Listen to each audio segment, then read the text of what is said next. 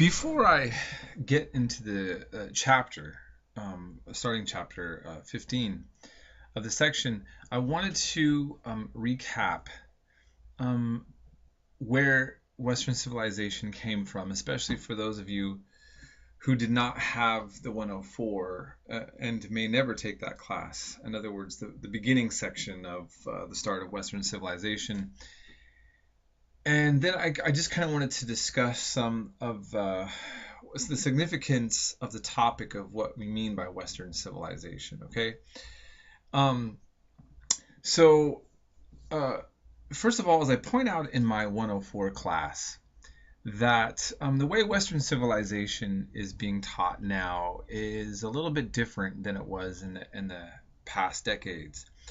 There tended to be, and you can still see this from time to time, the lesson is the West is the best. And when we're talking about Western civilization, this is a great opportunity to talk about just how amazing Western civilization is. Um, then I would argue that there has been a trend to counteract that. Sometimes you get maybe a class where the West is taught to be maybe a great conspiracy against the rest of the world. Um, you know, I, so you have like these two kind of extremes. I'll label them as extreme. Um, what I would like to do is give you nuance and say that we're not actually making, like in this class, a judgment about what is best or worst.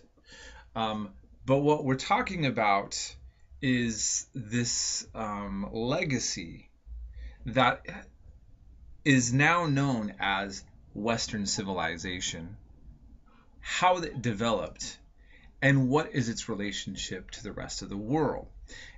And in that discussion, we will find that Western civilization can mean some very negative things to some people in the world, and it can mean the best things.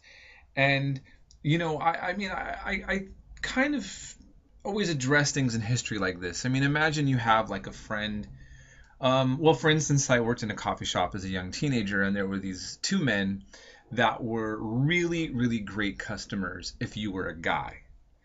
And the girls that I worked with and the girls that were around, sitting around these men, found that a very different side of their personality. They were very sexist. They were quite rude and probably should have been kicked out of the cafe, in retrospect. And my point is that these guys, guy to guy, had a different legacy than they did as men to women. Okay, so I'm just pointing that out again to say that we're going to see reasons why there would be a different contrast of views about the legacy of Western civilization.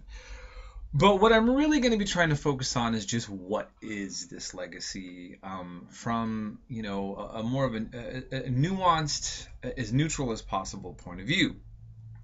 So first of all, civilization, in this case, we're working with a textbook. In popular language, we use the word civilization to mean something positive for the most part, right? Oh, you must be civilized. Okay, well, civilized here we're going to use in a neutral term to define it as something where you have a nation state with an urban centers and writing. Okay, that's essentially an oversimplification of that, but the idea of having institutions of a modern nation state that we would see, we're referring to as civilization. So we could refer to, for example, ancient Mesopotamia, ancient Greece as civilization, compared to maybe another society that doesn't have the developments of civilizations that are a culture that have no literacy, no institutions, and maybe even no territories. But this is not a moral qualification to say, oh, these other people are savages, I'm not even going to use the word uncivilized, okay? So we have a problem with the way the word is used, to what it implies in common discourse. And a kind of anthropological definition. Okay. The other problem now is the term West, because we know that to be Western, right? If you live in California, if you're living up in Oregon, you're on the western part of the United States. But if you were to just go out into an island further west, then we might be east of that. I mean, what is east? What is west? It depends also where you stand on and who you're comparing to where you're standing at, right?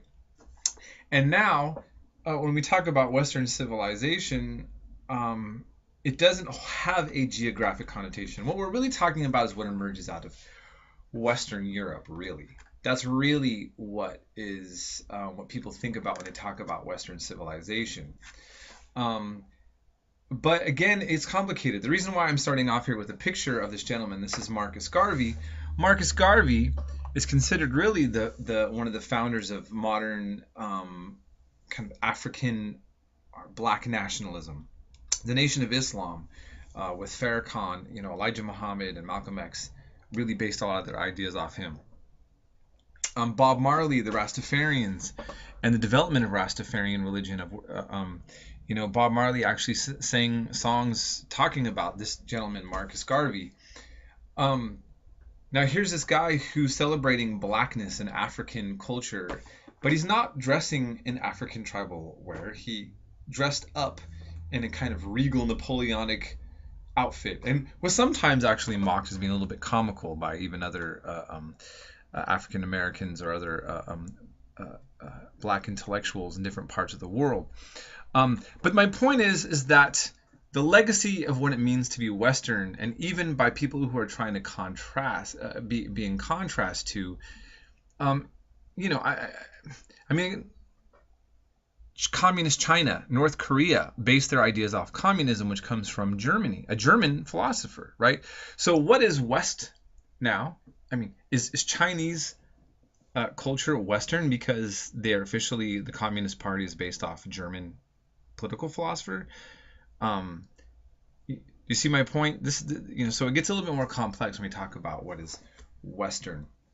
And so I just thought I would point that out. If there's any questions about the topic I just said, please feel free to contact me. This may or may not seem relevant for you as to why I would bring all this up, but it's highly relevant. Once you see the way that the world interacts with this concept of Western civilization, and the way that when we get to the later chapters, that there was this idea of imposing a Western set of values on the world. And you still hear about it today. In a sense, George Bush's invasion of Iraq, no matter what we think about it, was this idea. It's called Operation Iraqi Freedom. And the freedom idea was to impose a Western-style democracy that was, in theory, supposed to make the world better, because there is a confidence by Western thinkers that to do things the Western way is going to always be better, okay? And you don't see that as explicitly mentioned now by politicians, not often, but it's really there still. And I'm not going to answer that for you, whether you agree or disagree with that notion. But what I'm just pointing out is that this legacy of all this history comes to us now and is still not resolved. But there's one thing that we know for certain, which is that the influence of Western culture on the world, whether you think it's good or bad, you cannot dispute. And that's something I want to kind of put in perspective. So in the next lecture, I'm just going to do a recap of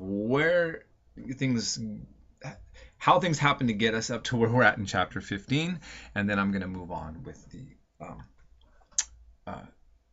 chapter itself.